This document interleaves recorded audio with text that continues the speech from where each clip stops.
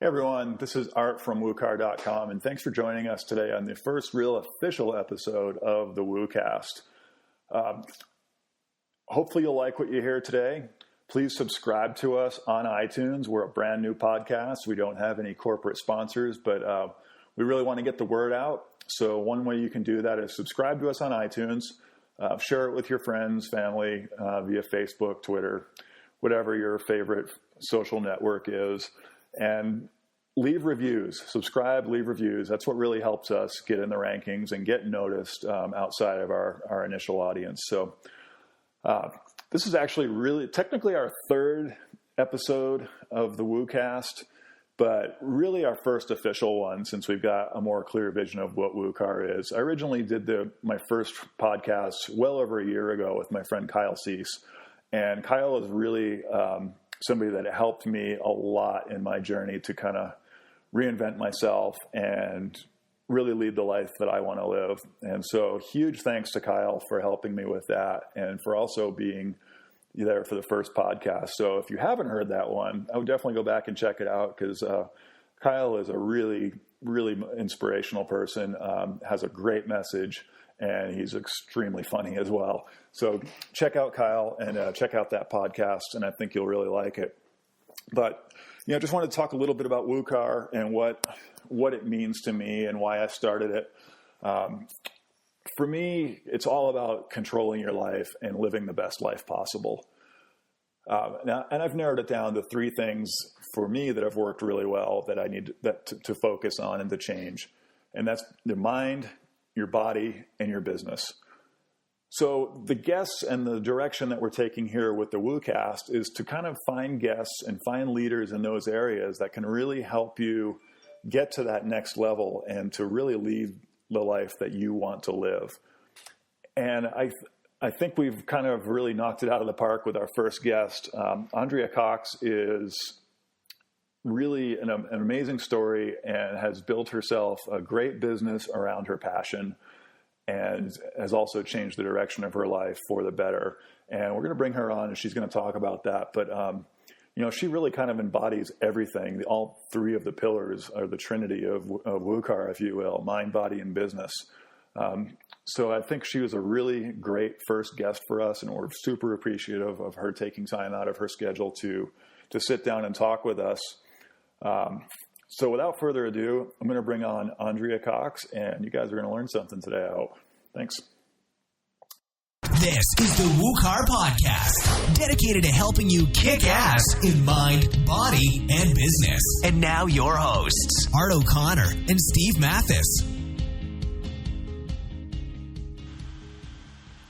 All right, WUKARians, thanks for tuning into the WUKAST today. And we have our first real guest on the WUKAST. Really happy to introduce to you guys Andrea Cox. Andrea is kind of a raw food goddess, juicing queen. I don't know, how would you describe yourself, Andrea? I would say, the queen of detox, detoxification and juicing and anything that has to do with health and wellness in body, mind, and soul, definitely. Great. Well, that's, the three pillars of WUKAR are body, mind, and business. And, those are, I think you really embody that as well. You've built a pretty successful business, which we'll talk about here shortly. But, so you have a really unique story, and I know it, and Steve knows it. But for those of you who haven't heard of you, maybe kind of just tell us how you got started and, how you became the detox goddess and what led you down that road. Well, first, I want to thank you for having me as your first guest. That was really sweet, and your approach was amazing, and saying that I embody what WUKAR represents really was the biggest compliment ever. So I wanted to say thank you for that. And really, I came about this probably, I started modeling at the age of 20. I got discovered when I was in an Atlanta airport by we don't want to name it, probably the top publication for this type of thing, but it's the most popular men's magazine. And, I denied the photographer. His wife actually approached me and said, you'd be perfect. And so I kind of blew that off for like 6 months. And then finally I flew out and shot for that in Chicago. And things kind of stumbled from there. I got into fitness modeling probably 2 years later. I discovered the gym, and, growing up in Dayton, Ohio, you have the Arnold Classic, the Arnold Schwarzenegger Classic in Columbus, Ohio. Ohio is a really fitness-centered place, believe it or not. So I got into the gym scene pretty young. I was probably 22 when I got into the gym scene. And, I was never into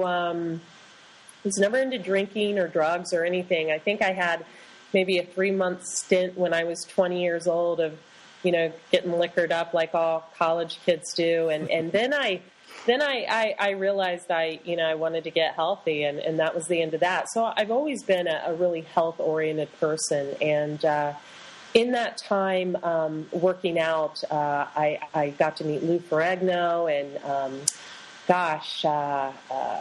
there were so many people that had an impact that worked out at my actual gym in Ohio. And I became a fitness model. And over the years, I shot over 60 magazine covers. I was considered the eye candy to get the guy to buy the fitness magazine. To this day, I still have the largest spread ever in Muscular Development magazine. It was the cover with Jay Cutler, and then I think it was like 46 pages and then side. So that's how I got into the fitness industry. But that's not what took me to the raw food and the detox and the juicing art.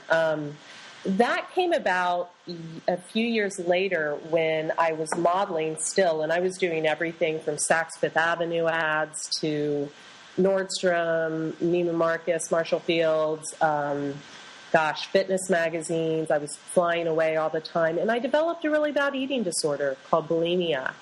And it was really because, when people are wanting you to fit into a certain size, of course, fashion's much different than fitness. It's hard. For fitness, they like you tan and lean. For the men's magazines, they like you pale and plump. For fashion, they like you completely no body fat at all, size 0. And so I developed this eating disorder called bulimia just to kind of, I utilized it as a tool to kind of fit into everyone's mold of myself. And lo and behold, then I find myself 10 years into my modeling career, leaving a 10-year relationship and having to move home with my mother and not really knowing what I wanted to do. And I was alone. I'll never forget this. It was like Valentine's Day. I was alone. I was on the cover of a fitness magazine, and I was binging and purging in my mother's bathroom. I was the only one home. And I just kind of asked God to help me. I was like, why am I going through this? I know there's a purpose. I'm done with it. Please help me. Show me why I'm going through this right now. And it turns out it was because I needed to heal myself to help other people. And I found that healing through, colon hydrotherapy, juice fasting, water fasting, eating a raw live food diet, becoming a vegetarian, a vegan. And that's kind of the story. That's my history. Wow. That's, it's funny that, the fitness magazines and kind of just the society's perception of beauty kind of goes against what actually is fit and healthy. There's you know what I look like. I'm definitely not a bodybuilder by any means, but I had some close friends that were really into bodybuilding, and the joke in bodybuilding was the sickest guy on the stage is probably the guy that's going to win, meaning, the person that's done the most drugs and gone to the most extremes to look a certain way. Oh yeah, definitely. And that was kind of our thing too. Especially when I got into the the modeling for department stores and things like that, and even the fragrance modeling and things that was an hourly paid job where you worked for a fragrance company, and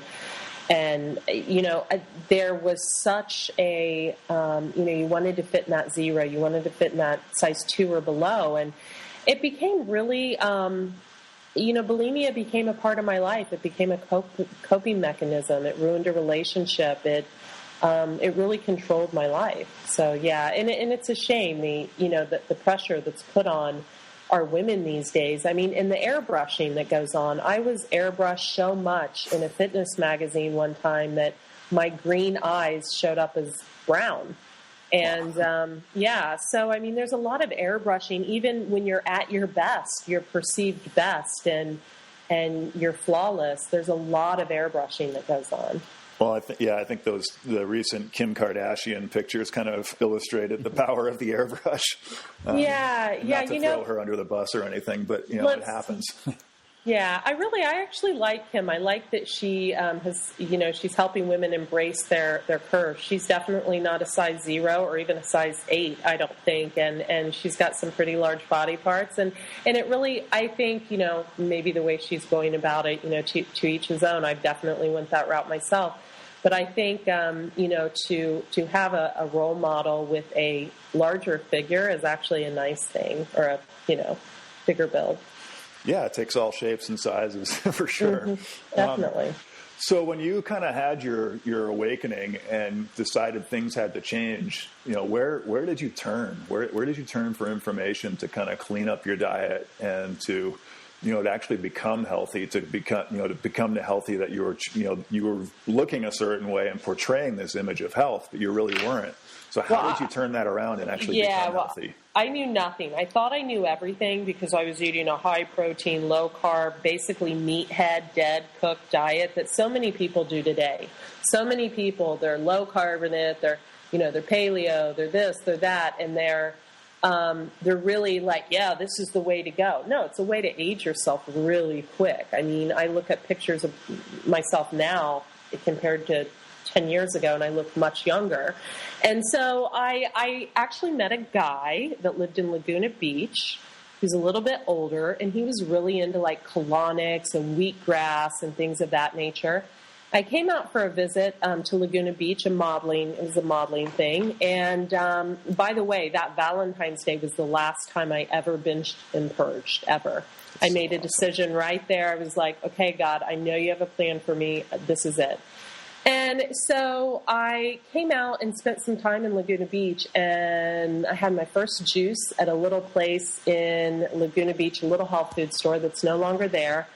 And I was like, wow, this is freaking awesome. I'm like all energized off of juice. What the hell? I can like work out for 4 hours on juice. And I was really impressed. So I went back to Ohio and I got a book. I don't want to say the book's name, but it was written by a female author, and there was a male kind of a co-author that was her colon hydrotherapist.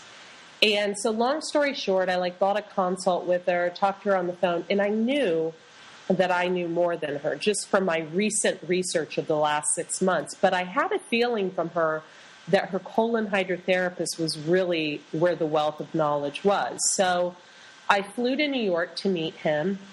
Wonderful, humble, beautiful man. And I got a colonic by him. I'd already been getting a few colonics in Ohio at this point. I was already headed towards veganism and raw food, but wasn't quite there yet. I had trouble letting go of eggs and fish. I was still holding on to those. And so I flew out to meet him, and he explained to me that the order I was eating my food and the combinations I was eating my food in and the foods I was eating were causing me distress, emotional distress, physical distress in my gut, digestion issues, even veins on a leg can be from improper food combinations, etc. So listening to this guy, I knew he was the holy grail of health knowledge. I was like, oh my gosh, can I record you? But I ended up learning from him and working with him on the phone and things. And, my going raw was the biggest detox of my life. I basically flew home and went raw overnight. I just stopped cooking everything. I stopped eating animal products. I just went raw overnight. And I lost about 50 pounds. And people, here's the thing that killed me, Art, and this is classic. And I should give you a picture with this too. People thought for the first time that I had an eating disorder when I went raw. Here I was drinking green juice. I was eating huge shallots with 3 avocados in them. I was eating tons of fruit. I was eating nuts, seeds, you name it. I was eating like a queen. And people were like, oh my God, you're so skinny.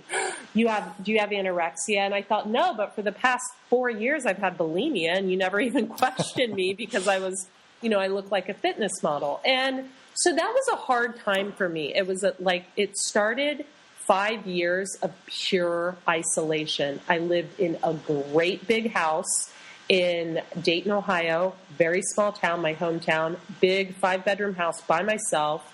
And I just was kind of alone with my food. I wrote my first book there on raw food called Rawlicious Recipes. And I just was discovering raw food and juicing and detoxing.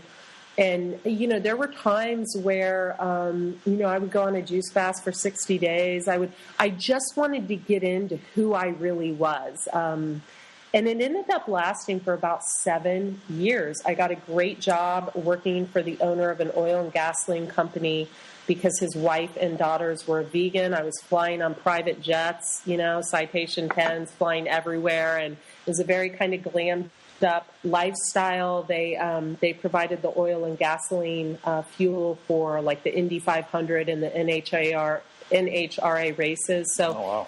Yeah, so that was a big deal for me. And I got really healthy, and I actually ended up quitting working for them because it wasn't a healthy environment for me to be on, these jets with all these dudes getting liquored up all the time and everything. But I really, it was a time of isolation. It was also a time that I took a 7-year vow of celibacy, and it was just kind of another cleansing of, and I probably shouldn't go there on your first show, but it was another form of getting to like who I really am as a woman and what I deserve in life, and tuning in to, I still say today, you cannot be with someone else until you've spent a significant time by yourself.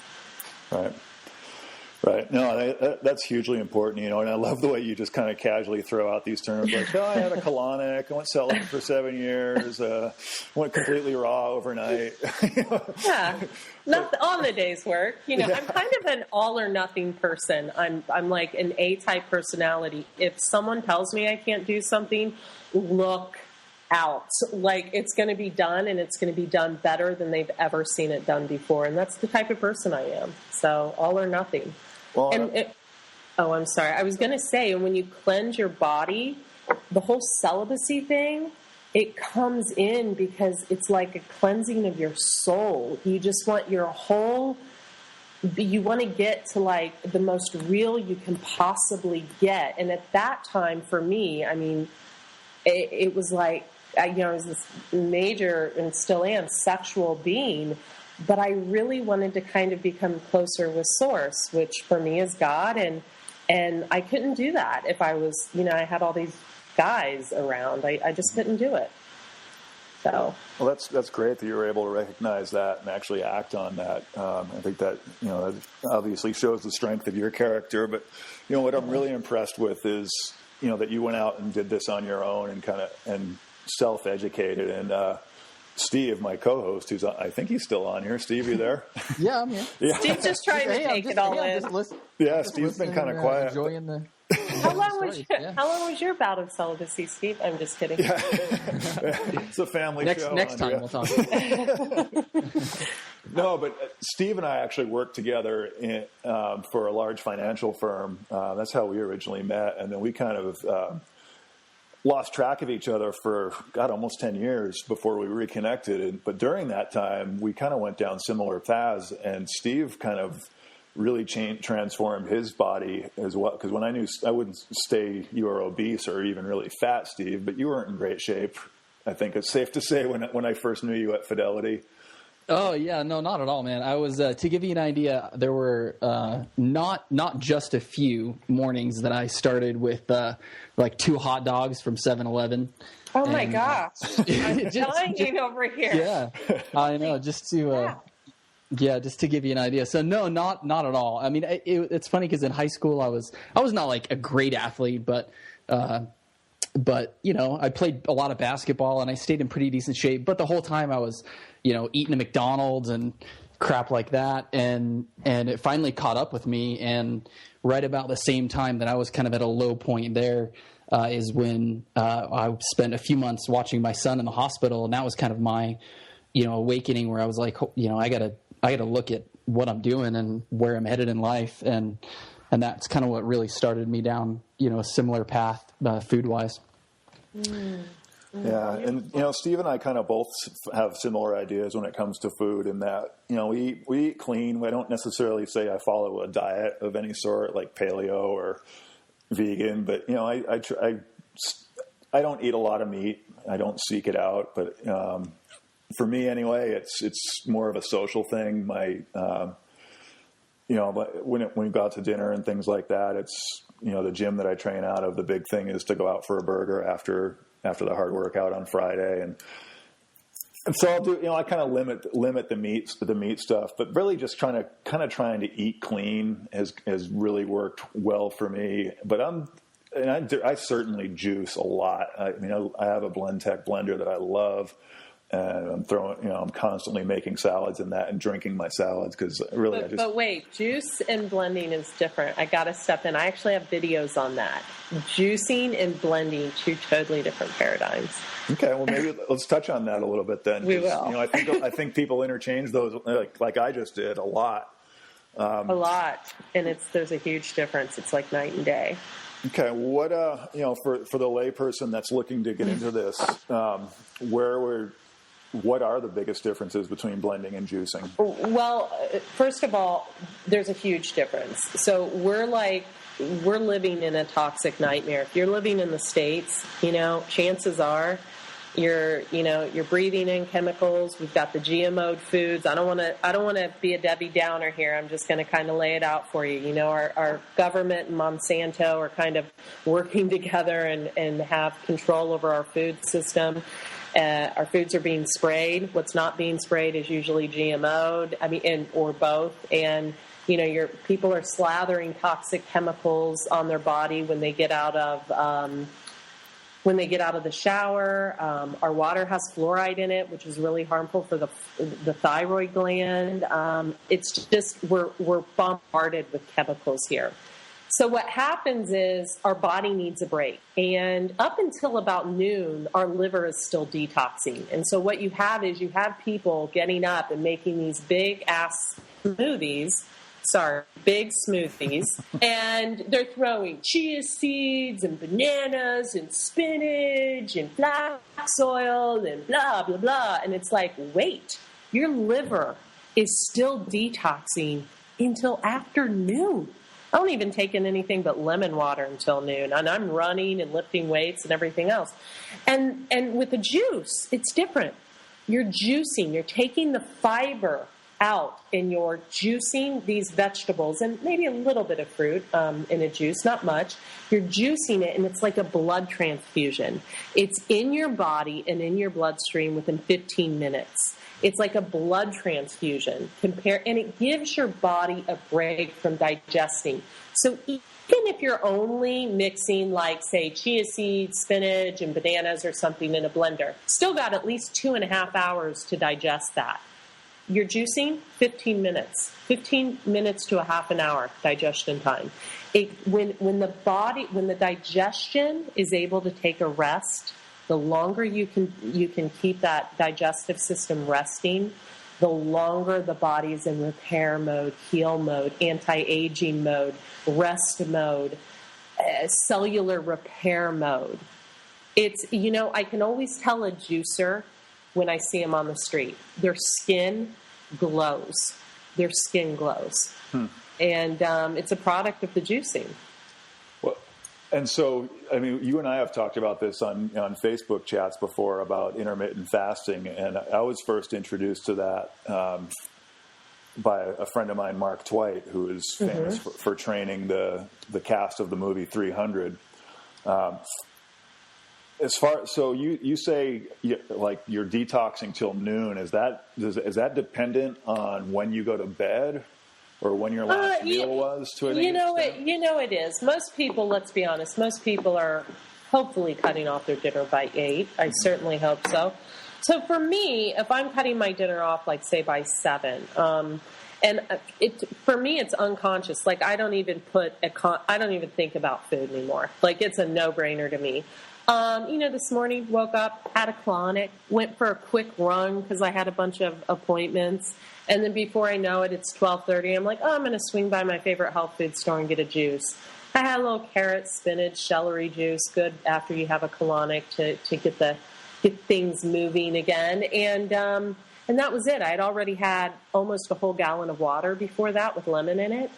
And then I think I had a cherimoya right before you and I sat down. Mm-hmm. And I'll have a huge shallot in probably 2 hours after a yoga class with avocado and maybe some nice little chia seed crackers, maybe a piece of raw dark chocolate when I'm done. And that's it. And I'll be done for the day. I like to eat my meals within, I really don't follow the whole window thing. Intermittent fasting, I did a webinar on that about a month ago. People eat within a certain window of 6 hours, 8 hours, or whatever. For me, that just comes naturally. Right. I never take in before a certain time of day, and I never take in after a certain time of day. But everyone's different. Right, and I think that's an important point to make, that there is no really one size fits all when it comes to the intermittent fasting or even to diet. Go on. I'll allow you to finish. Yeah, there's not. Come on. I mean, so you can say for someone to go on a pure vegan diet, which no, it's not for. That's not necessarily for everyone, but even within that, there's going to be certain foods that certain people are going to react with that other people are not. So, I'm a personal trainer and I work with my clients, and that's the one thing I really encourage them all to do is experiment. I can give you guidelines, and things to avoid for sure, but within that, find out what works best for you. I can do. For me, the 8-hour window works really well. One of my clients, she does more of a 6-hour window, and that's great for her. She feels like if she eats before that, it just kind of throws her off for the rest of the day. And that's a sign of health. The longer you can go when you wake up in the morning, people who wake up and they're like, I got to eat, I got to go right down in the kitchen, I got to have this. That's a sign of an unhealthy body. True healthy people can get up. You know what? I feel okay. I'm going to do some laundry. I'm going to check my email. I'm going to go for a quick run. Okay, now it's around noon and I'm not okay. Now it's around 11:30. I'm not okay. I'm going to have a juice or I'm going to have this. A sign of a healthy body is someone that needs very little, that they can go. And hey, I eat like a horse. I don't portion control. I eat a lot of fat. I eat carbs. I eat sugar. And it's in the form of good food, fruits, vegetables, nuts, seeds, avocados, things of that nature. But, I don't think there's one size fits all. I think there's certain things that people should abide by that should be a golden rule. And one of them is eating organically if you can, eating what's in season, buying local. That's huge. Absolutely. That's no huge. Argument. Yep. Non-GMO foods. These are the kind of things that should not be compromised. Also, staying away from white flour and sugar. I mean, that should be a no-brainer. Smoking cigarettes and intaking the high GMO foods, corn, soy. Those are huge genetically modified foods. So, staying away from those things, I personally feel are a must. But, I won't even take on a client that still eats pork. And that's a fact. I wrote an article on that one time because it affects I can never say it right, the pineal gland. Pineal. Pineal, yeah. I guess it was that 7 year of celibacy. I don't know. I just want no. I'm just kidding. Yeah. But it affects that gland, and people can't really open up. And they've done studies on this. This isn't me. You can just Google it, and you'll find a ton of information on it. And also, it's a very unclean meat, and the animals are treated very poorly, even the grass-fed. And so that's just something that, like, if someone hasn't reached that level of, kind of a knowledge base, I feel like the knowledge that I'll be putting on them will be too much for them. It will overwhelm them, because if they haven't stepped it up to that, and I'm not to sound like, I'm completely, but that's how I feel. I also feel that, we've got people eating animal products at every meal, like 3-4 times a day. Some people eat 6 small meals a day, and they've got animal protein at every meal. Way too much for the body. The body was not made to be digesting that type of food every 2.5 to 3 hours. It's very hard on the system. And so, these are my thoughts, my opinions. I don't try to make anyone go vegan that comes to me and works with me. Right now, just this month alone, I'm coaching 12 clients, just one-on-one. And I don't try to make any of them. 4 of them are vegan, the rest aren't. I do try to get them to limit their animal products to once a day if they can. And that usually works out well with them. People find that their body aches and pains go away, that they feel better, that they have more cardio energy to put out. And so that's how I feel. All right. So that's probably a good segue into, like, somebody that's wanting to change, but they're not. I mean, not every, realistically, not everybody's going to fly home and go vegan overnight and I don't want it and raw overnight. And I don't want to. Yeah. No. But so for somebody to kind of ease into this, what are the kind of the first steps that you recommend? You already mentioned one, just limiting animal products to once a day. What are some other things? If they are, and that's an awesome question, Art, thank you. If they are still eating animal products, I mean, to me, at first going vegan was a vanity thing. All the vegans I was meeting were beautiful, the ones that were authoring books and doing it the right way. I think mainstream has a picture of vegans in their mind of being, real frail and bad teeth or whatever. But all the ones I were meeting were beautiful. So when I first went vegan, it was shallow. It was for vanity purposes and to help me with my eating disorder. But then the longer I was on this path, it became about, I did become an animal lover, even more so. And to me, if you love your dog, you don't put, animals on your plate. Right. So for me, it's more of if they are eating animals, to get grass-fed or animals that are raised and killed as humanely as possible. I think that's huge. I think the quality of meat is better that way. And, wild fish instead of farm-raised fish, there's a huge difference there. So that's the first thing. If you are going to eat meat, fine. I'm not going to, dog you out for it. I just think you should go a better route. Organic, not shot up with hormones. It's one of the reasons our young girls are starting their menstrual cycles at like 10 years old, because of all the things, the pasteurized dairy and the chemicals put in the meat, the hormones and antibodies. So you want to make sure you do that, especially if you have children. And secondly, get a juicer.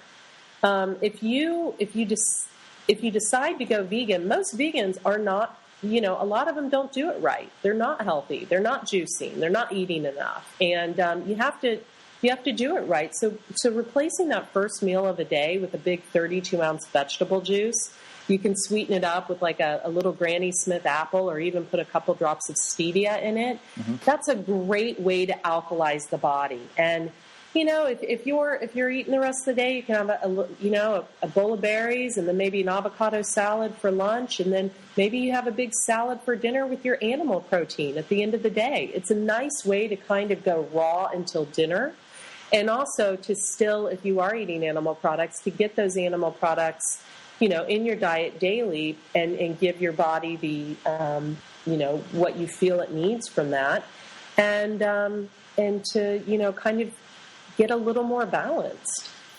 Right. So So protein, that's always the thing that anybody throws God. in your face when you tell them you're a vegetarian or you're There vegan. are so many pictures on the internet that we make fun of that. Like, I have one on Facebook that's of me in this stunning dress, like showing how curvaceous my body is. And it says, where do I get my protein? And there's a head of broccoli to the left. Right. So it's like there is more absorbable protein in that dark leafy greens and things like broccoli. Broccoli has like 6 grams or something. I don't know. But there's more. I take no protein shakes. No, I don't even eat nuts right now. I just eat seeds. No protein shakes, no anything. My protein levels are checked every 5 months, and they're that of a red meat eater. I've never taken a protein supplement in my life. The only deficiency that one can come across, and this is kind of universal if you're vegan or not, is B vitamins. Mm-hmm. You do want to supplement with a methylated B vitamin. I have a video on that where I give myself a shot in the butt. But if you do the research, in the United States in certain areas, most people, vegan or not, are deficient in their B vitamins. So it's not just a vegan thing. It's just that it's a little harder to get as a vegan. You'll have to use things like nutritional yeast on your salads and in your recipes, or just take a B vitamin supplement. Right. But the proteins, I mean, it's everywhere. There's protein and carbs in fruit. There's protein in everything, and we don't need as much protein as we think we need. We've been embedded to think it's like the got milk ads. Got milk, got milk. There's very little absorbable calcium in a glass of milk. In half a cup of tahini, you have all the calcium you need for a week. Very little absorbable, and you can make tahini dressing or whatever. Very little in dairy products. So we've been conditioned to think we need all this protein, we need calcium, we need to drink milk, we need to eat. Milk is given to a baby cow to take them from 50 pounds to 300 pounds in like a few months. And people wonder why we have an obesity epidemic going on here. I think people really need to rethink what they're putting in their bodies. And again, I don't try to make the world go vegan. And personally, I think O blood types, they do well on small amounts of animal protein. My own personal opinion. But I just, yeah. Yeah. Wow. There's so many topics to touch on there that would be a whole other podcast. But go ahead, Steve. It sounded like you were going to say something. Yeah, I was just going to say, I think something that we've kind of hinted at but not really talked about specifically, that's kind of a really simple way to look at it that most people don't, is I think most people just don't pay attention to how they feel. They literally a half an hour or an hour or 2 hours after you consume something, how are you actually feeling? And when you start listening to that, that helps guide you in the right direction. And that's what has really guided me significantly in the right direction, is when I started paying attention to, like, holy crap, how do I really feel? And what is this doing to me? And now, that's why now I've moved away from, I still like fish occasionally, but even less. And chicken and certainly beef. It's like, if I eat beef now, I feel terrible. And are you an A blood type? Just curious. O, actually. You're an O. See? Yeah. And they're supposed to do great with red meat, and you feel terrible. And it's, I have to ask you, is it grass-fed? Is it from a good source? Is it just from your local Bonds or whatever? I never buy it ever. The only time I ever get it is when I'm out somewhere. So who knows, and that's probably part of it too. But the last time that we bought beef was years ago, I think, or at least a long time ago. So, we'll buy a little bit of chicken, and even that, it's like my wife and I kind of have some discussions over that because we don't always see eye to eye, but so we have chicken and we buy the best chicken that we can. It's organic and that kind of stuff. But yeah, I think if you just start if people would start listening to how they really feel and really paying attention, your body will guide you if you want to learn and you want to feel better and you want to eat better and you just, start listening and experimenting, I think that would be a huge shift for most people. I agree with you. And I think the way you come about it is so soft and gentle. And I think a lot of vegans do come off, myself included sometimes, as, knowing it all and wanting the whole world to become vegan, blah, blah, blah.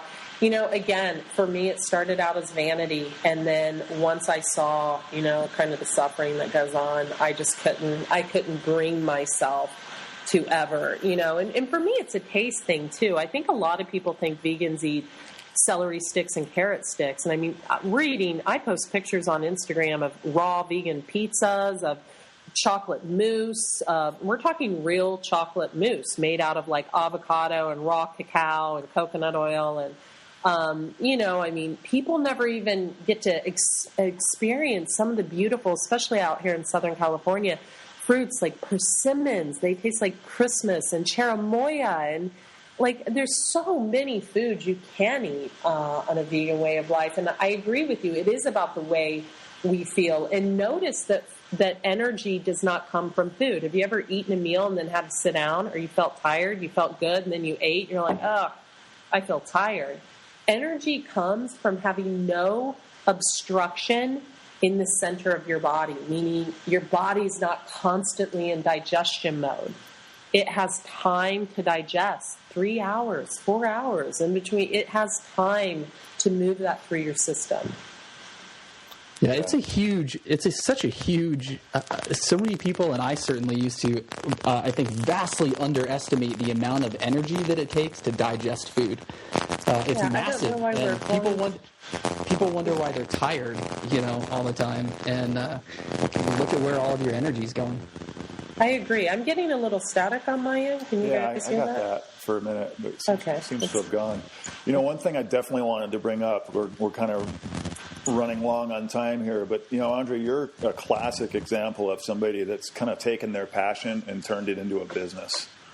How did that get started for you, and what were some of the biggest things that helped you actually turn this into a business? Well, for me, I had written my first book, Rawlicious Recipes, and when I moved to Southern California, like 4 years ago, my first job, I was hired by a Tony Award-winning playwright to actually make his food while he was putting on a play at the Old Globe Theater here in San Diego. And this guy, he works with Burt Bacharach, who's a composer. I mean, this guy's really high up. And so that was my first gig. I'm like, oh my gosh, my first gig. And then media has always been easy for me to get. So I then got on the cover of the Del Mar Times newspaper here in San Diego. And then, back home, I was going on the news in Dayton, Ohio. So then I started going on the news here in San Diego. And then I went on the news and I met Christopher Knight, who was on the Brady Bunch, and he became a client and did a one-on-one private retreat with me where I cleansed him. So for me, kind of as much as I hate to say it because we're all the same, but getting my first clients were, I landed 3 celebrities in a row. That was huge for me. That was a blessing. And then the media has always been something I've done on my own. I've gone on the news here probably a ton of times. I've been on Fox. I've been on KUSI. I mean, all of it. And I think that was a big building block. The marketing came in for me a few years later probably 2 years ago, when I decided to start a YouTube channel. And I met someone who said, you've got to do videos. And he helped me shoot my first few videos, and amazing. And I was like, you know what?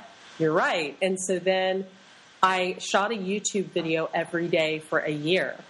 And so now my YouTube channel, we're like, we hit 1 million views. We're on our way to 2 million views. I have a couple of videos that went viral.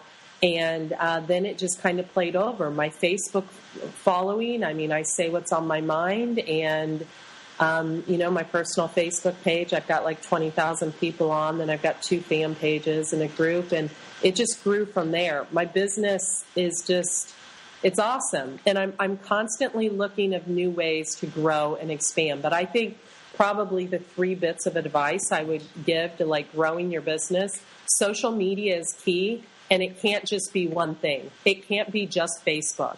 I'm big on Facebook, on LinkedIn. I've got a lot of people, promoting me there, or, saying what a good job I've done. I've got endorsements, I think it's called. I've got Instagram. I've got my Twitter. I've got my Google+, my YouTube. I push on all of those daily. I post on all of those daily. I'm not just on Facebook. I'm not just on YouTube. And I've got it down to a science and a rhythm. I think that's important. And I think also, doing the, word of mouth. I mean, I'll help one woman lose 30 pounds in a month, and then all of a sudden I'm cleansing all of her friends, the next month. And I think really treating people well and getting them results is huge. Right. Well, I think a really big key that you mentioned early on there was when you started with YouTube, doing a video a day for a year. There's so many, I mean, that's something that, Steve and I struggle with, is just the consistency of getting our stuff out there. And we're developing other channels, in addition to, the YouTube, Facebook, Twitter. But we don't post on all of those every day. Mm-hmm. And, I think that's a mistake a lot of people fall into. Exactly. I just had 2 clients come and cleanse with me. I'm sorry, I'm such a talker. I'll just talk right over everyone. Excuse me. Now back to me. I just had one gal, Lucinda, come from London over the Christmas holiday, and Yukiko from Japan fly in. Both of them found me on Google+. Wow. Both of them found me on Google+. And that is what was so shocking. I posted a picture of like a raw salad, put a link to my website, tagged it with retreat, boom. So, to me, this pushing on everything is so freaking important. And as far as the YouTube goes, I hired a videographer, and I was being shot on a Red camera, and I was doing my kitchen videos, and then went through a breakup and started doing these, quote, love room videos where I would talk about all my emotional crap. And those kind of videos, really, like the love room videos where I would talk about my stuff, they really draw people in to where my analytics went from like 90% male following because, probably who knows why, right, to like a 50-50 split on YouTube to where it was like male and female.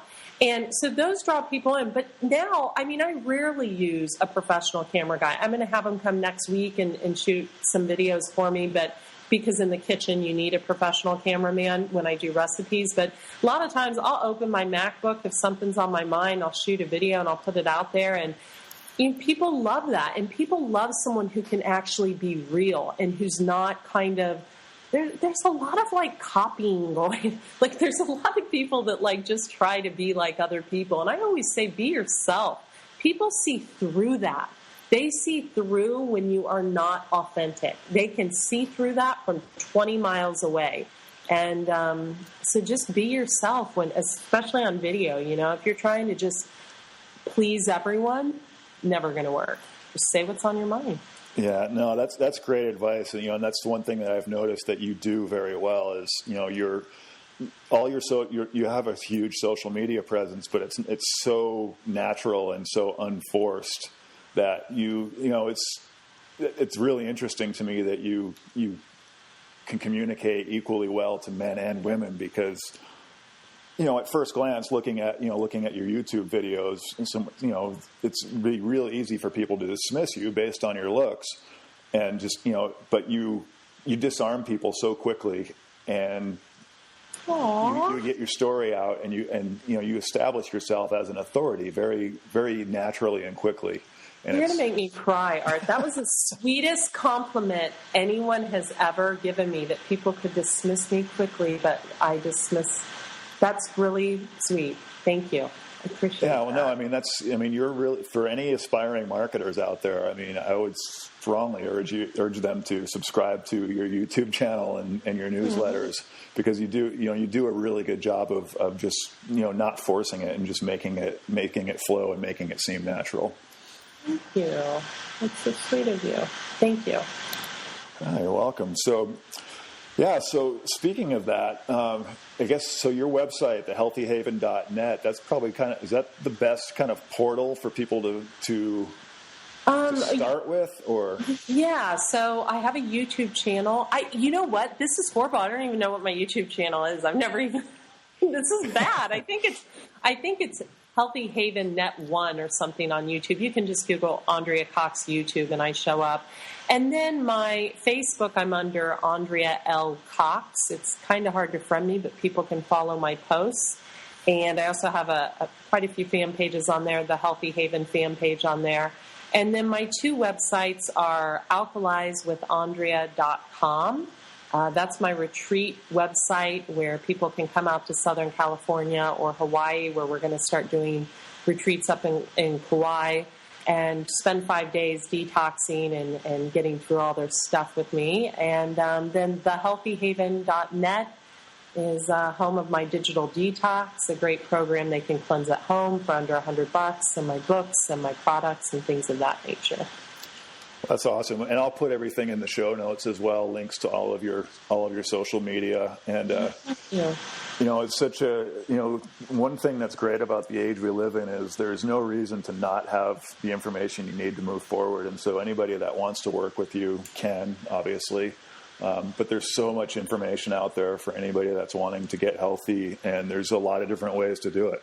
And you're certainly one of them. And I would strongly encourage people to check out your stuff. And, thank you so much for your time, Andrea. Thank you. And I'm encouraged by you and your workouts. You make me want to get on my bike and ride 1,000,000 miles. And I always like to look at what you're doing because I always feel out of shape when I do. Thank you. Well, hopefully it inspires you to get out there and do it. I don't want you to feel bad about yourself. It does. It does. Thank you so much. I'm so grateful. Thank both of you. And I'm so proud of you for stopping the hot dogs, mister. Good morning. Yeah. Congratulations. Yeah, I'd probably be dead by now, I imagine if I hadn't done that. Oh, I hate to agree with you, but I'm going to say yes. Yeah. Probably. No, I feel younger now than I did when I was 22. So I believe that. I'm right there with you. So anyway, Awesome. thanks, Andrea. Appreciate it. Thank you so much. Thanks, you guys. Okay, have a good day. Hey, you too. Okay. Get a juicer. All right, bye. Bye.